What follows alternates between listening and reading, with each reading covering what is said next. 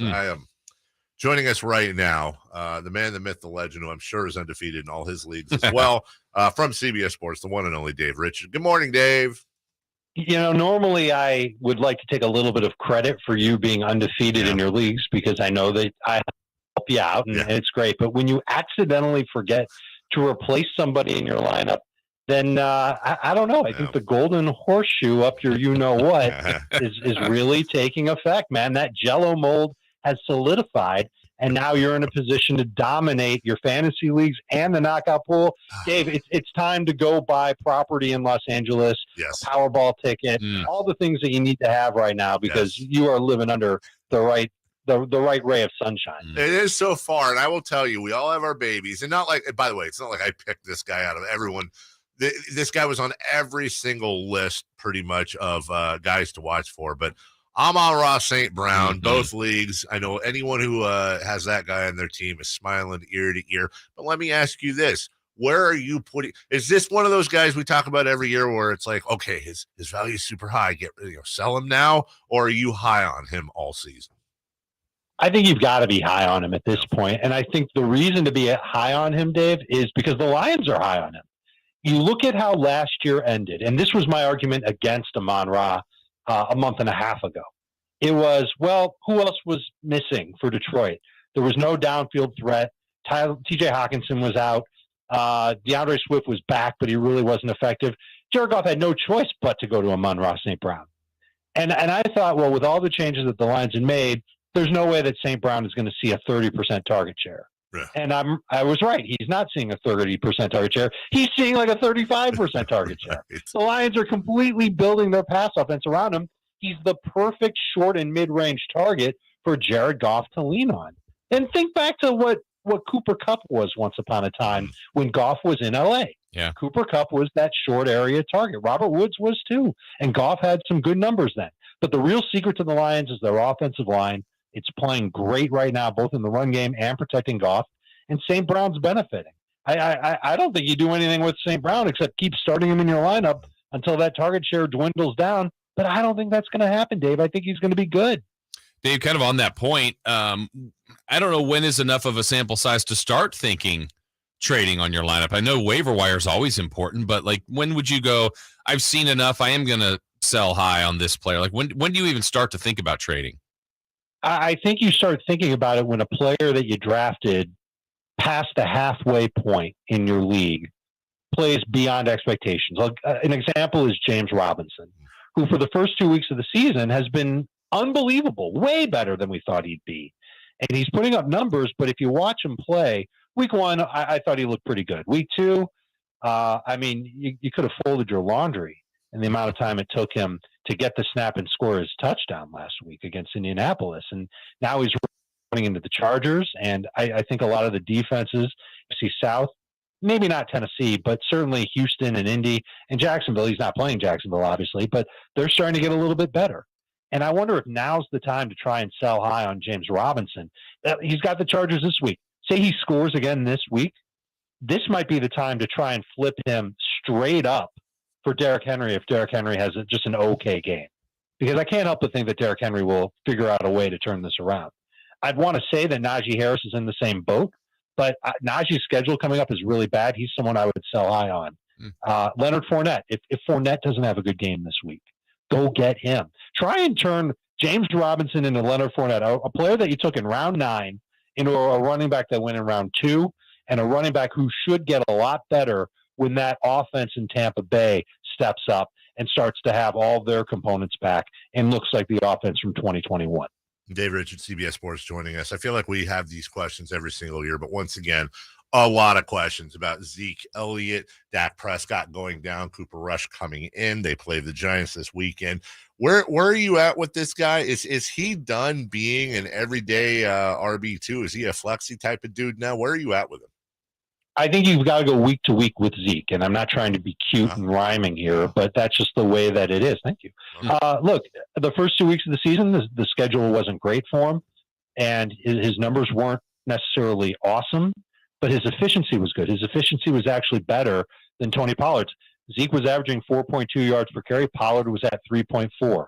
Zeke was better on yards before and after contact on a per rush basis than Pollard. And this week they've got the Giants. Giants have allowed 5 yards per carry to running backs this year, 3.9 yards after contact per attempt. They've missed 11 tackles. These are all bottom 10, and they don't have their best defensive lineman in Leonard Williams. He's not expected to go. So this is a week where I like Ezekiel Elliott, and I think he can finish as a top 15, maybe even a top 12 running back. And then when it happens, sell high on him. Turn him into Leonard Fournette. Turn him into Derrick Henry, perhaps, because I don't see Zeke being a great week-to-week fantasy guy, whether it's Cooper Rush or Dak Prescott, whether the offensive line is healthy or struggling. I can't see it with him. He hasn't been explosive in 2 years, but I think he might be able to put together a good game against the Giants. Dave, as far as the Niners, we talked about Trey Lance last week. Awful news with him. Now it's Jimmy Garoppolo. There are leagues that we've talked about before that have 2 quarterbacks. If you're in that or you want quarterback depth, where do you put Jimmy G in your fantasy list? He's worthy in a 2-quarterback league or a super flex league. He's definitely in that mix. I remember drafting him. It was before final cutdowns. I figured that the 49ers would move him. And so I took him in leagues as a bench spot guy because I thought he'd start somewhere else. And now here he is starting in San Francisco. You want to talk about the best case scenario. Look, it stinks for Trey Lance and it stinks for the 49ers future, but it's good for Garoppolo right now. And I think it's the right quarterback for this offense right now.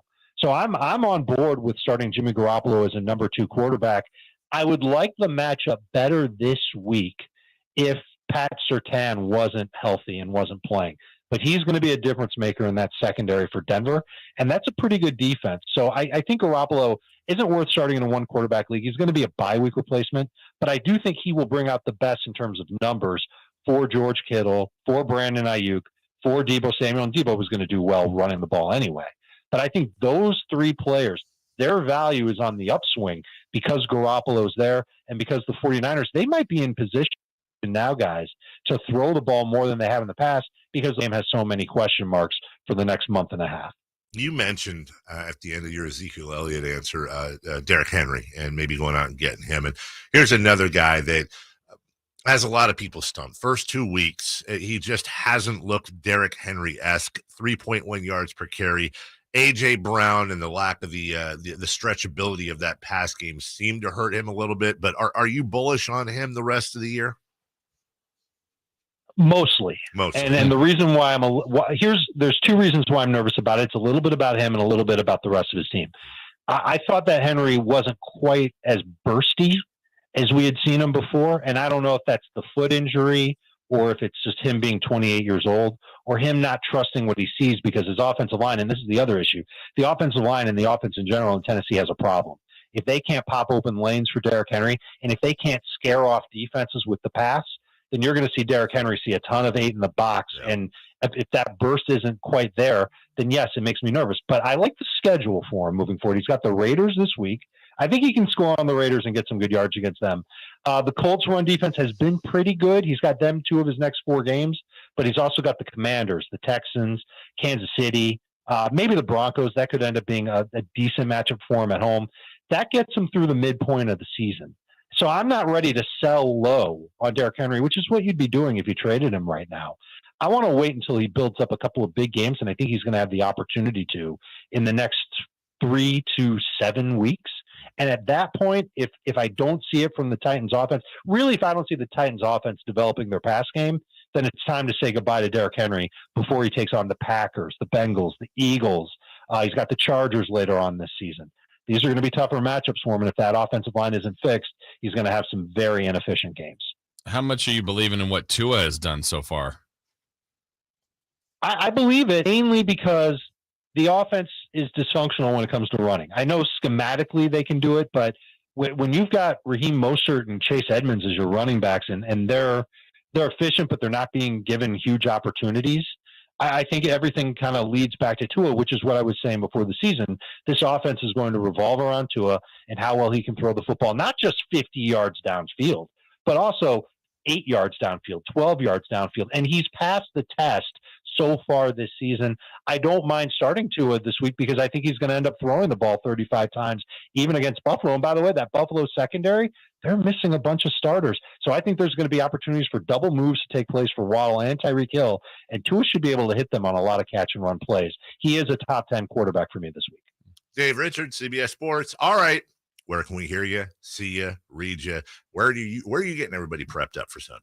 We are getting everybody prepped in 90 minutes on CBS Sports HQ. Fantasy Football Today is the name of the show. It's also on Paramount Plus. So if you've got a Paramount Plus account, you can watch there for the same price as Paramount Plus. It's just included in the package.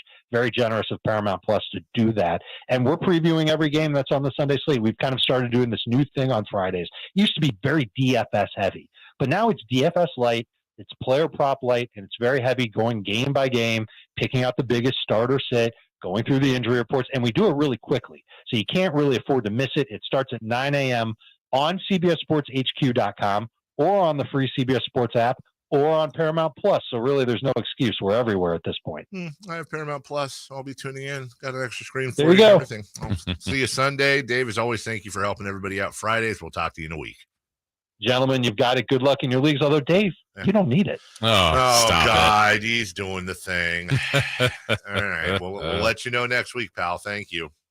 I already know. Yeah. Sorry about being 2-1, and out of the knockout pool. Yeah, that's the answer. Showing him right now. He's number one. Take care, Davey. Bye-bye. See ya. That's Dave Richard. CBS Sports. Check him out in all the places he said to check him out. Hey, Jimmy.